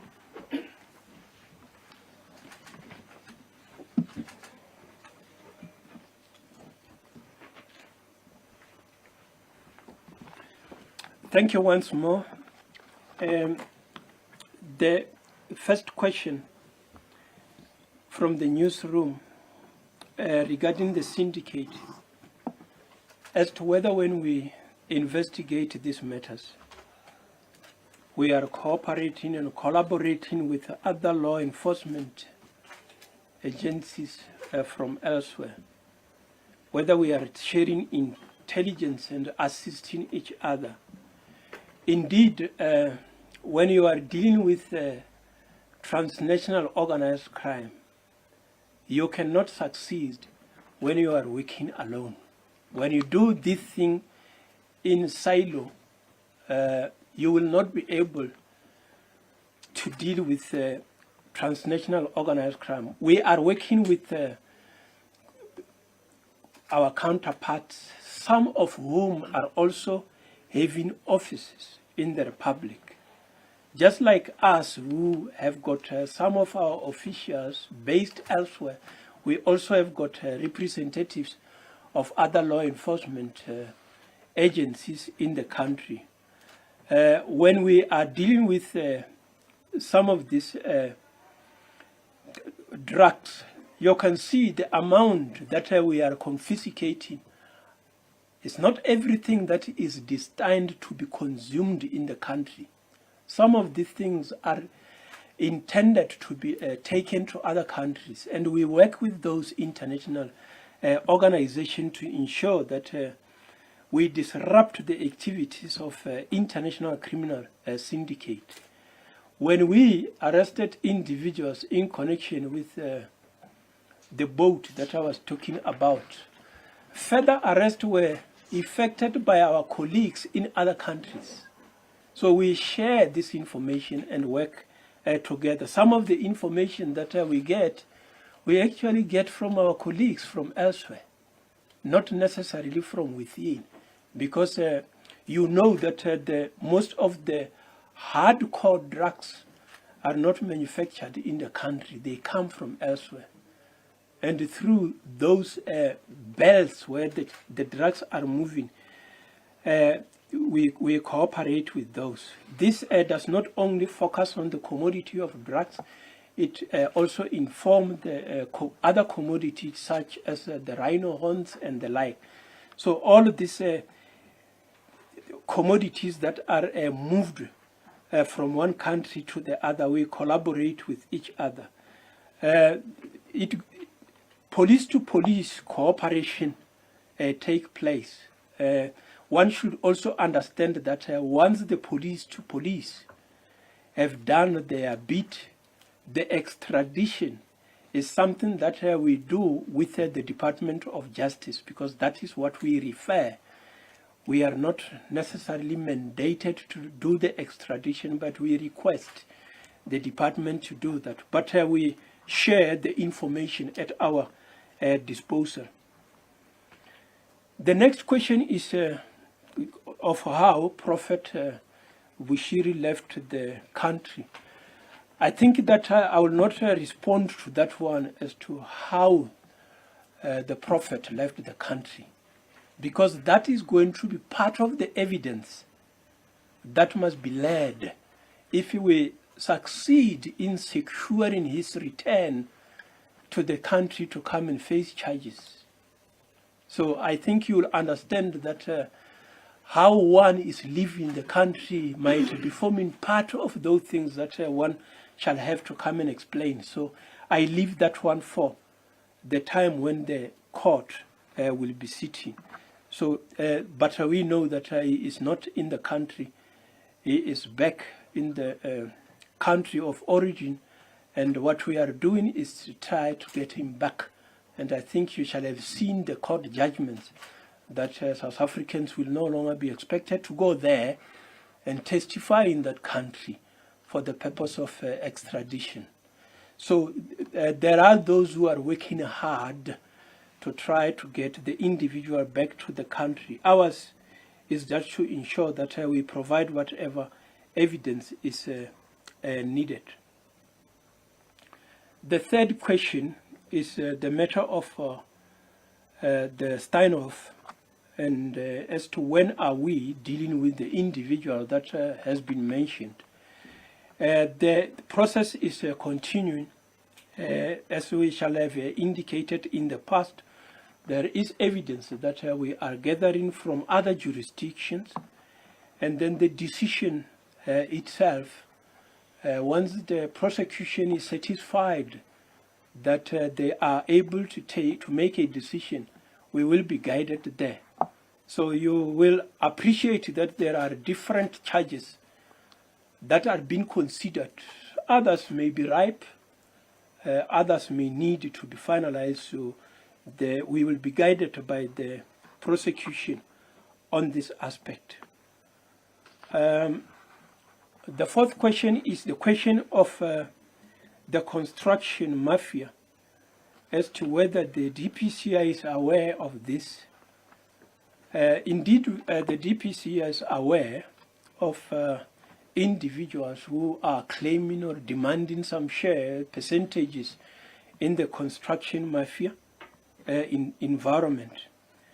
There is a investigation by the Greater Service, which have got organized crime, and then in some of the matters we are working closely with them.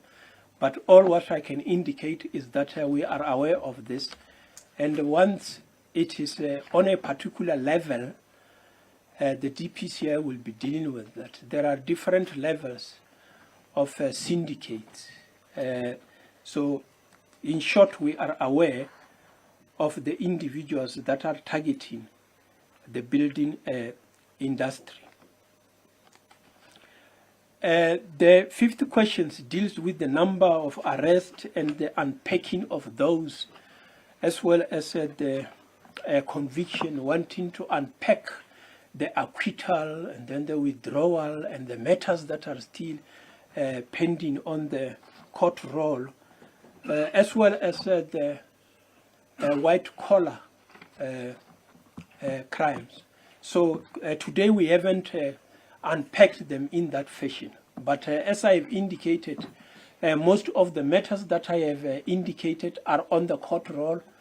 More than 12,000 will still be on the court roll, because these I have just mentioned those that we secured during my period. So there are other matters that were still on the court roll that were not yet finalized. So there will be some matters that are for some reason withdrawn, which I shall have indicated here that we were waiting for a report. Now the report has been obtained. We are going to put it back on the court roll. So I haven't unpacked that for today. Otherwise, the report would have been longer than what the time that we have taken. So most of these crimes that we are dealing with are white collar. And then I think that both in the majority in the serious commercial space are also labeled white collar. A number of these matters in the serious organized crime are also labeled white collar. And in the serious organized crime environment or serious corruption environment, they are also labeled as white collar. It is those that normally are not using violence to commit the crime, which I think that they say is somebody whose collar is white but still commit this crime. So the majority of these are white collar. As you'll appreciate that nearly all the crimes that we are dealing with involve money. So that is the response to that particular question. The issue of the matters on the state capture and the plan to deal with those matters, I think that at some stage there will be some report in this regard. We are working closely with the NPA. We have established task force that deal with the investigation relating to the state capture. All the recommendations that has been referred to in the state capture report, none of them that relate to the state capture is not receiving attention. We are attending to all of those, and we are working to divide labor among ourselves, law enforcement officers. You will know that I have given 15 of our members to go and work with the ID so that they also deal with those investigations emanating from state capture that are handled by the investigative directorate within the NPA. We have also assigned a specific number of officers within the DPCI to deal with some of the matters that are not categorized as matters to be handled by the NPA under the investigative directorate. So that is, in short, the plan of us on how to deal with those matters. None of the recommendations will be left out. Whether the charges that we are being put before, the individuals that have been arrested in connection with the July unrest will include those offenses in Pokdatara and the like, terrorism and whatever. The final indictment, if there is that need, will obviously be determined by the NPA. So currently there are preliminary charges that we are putting on the accused persons. So the investigation is not completed by taking the individuals to court. So we will continue with part of the investigation, and at the end of the day, the final charge sheet will be decided upon. So it's not necessarily that you start with a particular crime and say that you are being charged with this before you analyze the evidence. So that is how I could respond to the question of the charge sheet. Thank you.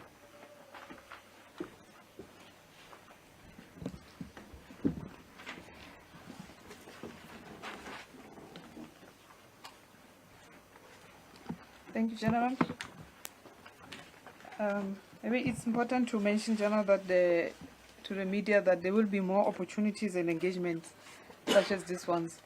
As now, as the DPCI, we intend to hold briefings in response to the presentation of crime stats by the Minister of Police that are presented on quarterly basis, where I will also outline the role of the DPCI in changing the crime for that particular period. So this will not be only for today, we'll have more opportunities like this in future. If there are no more questions in-house and on WhatsApp, I would believe that this brings us, Takalanis, if there's a question on WhatsApp.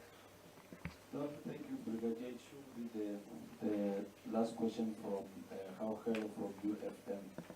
And the question, she gave the background that suggests there's often videos doing rounds on social media of armed gangs, believed to be supernationals most of the time, engaging in illegal mining, who wields rifles in broad daylight, threatening to kill people. And the question is, why have any of these people not been arrested? And as in the Hawks, have the ability to identify and locate these armed gangs based on the footage they post? Thank you. Thank you, Jana. I think that is the last question.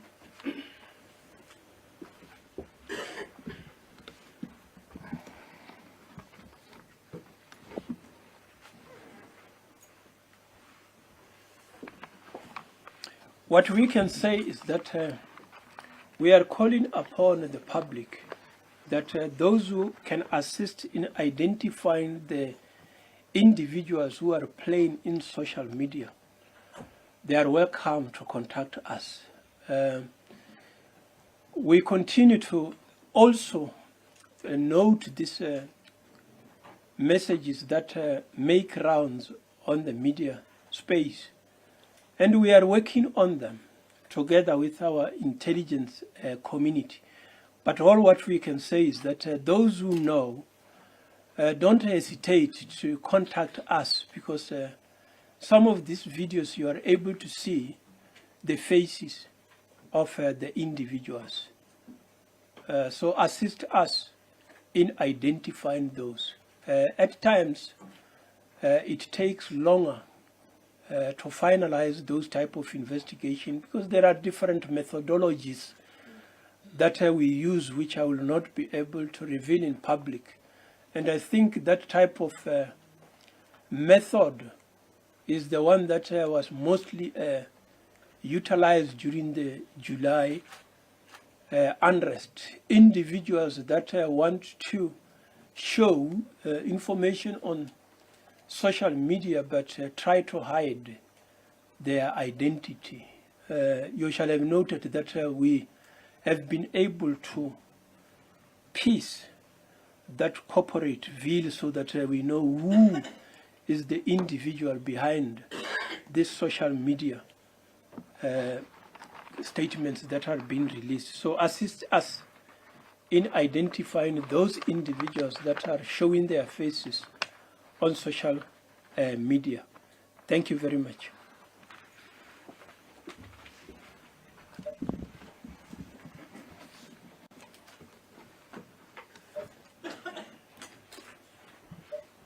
Thank you, General. I believe this brings us to the end of the briefing, and my appreciation to the media in-house and those who participated on other platforms to make this a success. Thank you very much.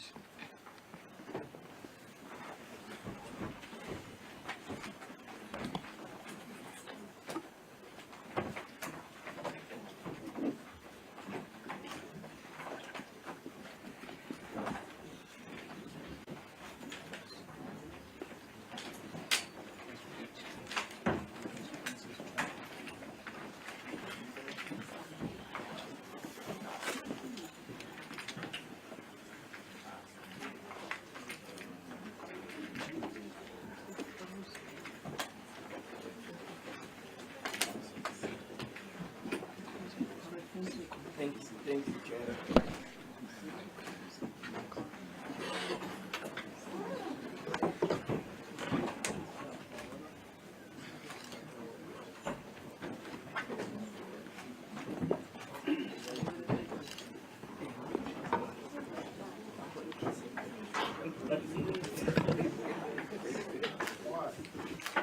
Hello, how are you? Yeah. I still was. Oh, that's good.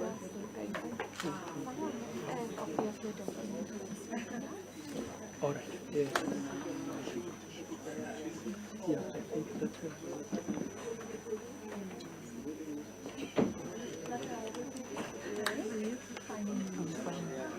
Yeah, she's asking a copy of it. Okay, I'll send it to you. All right. Thank you. Thank you.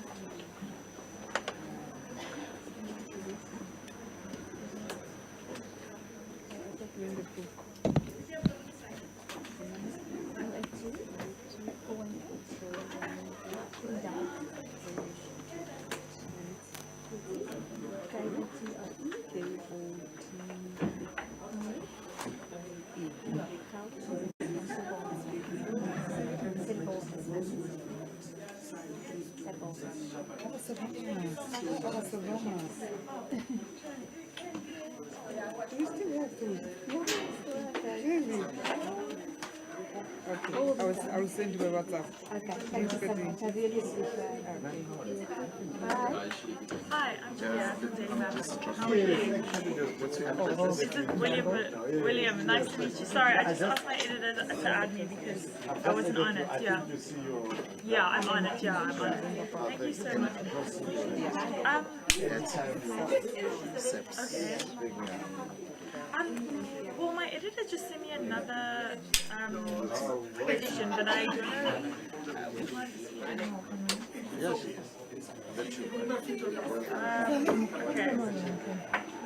Okay. Answer all the unanswered questions.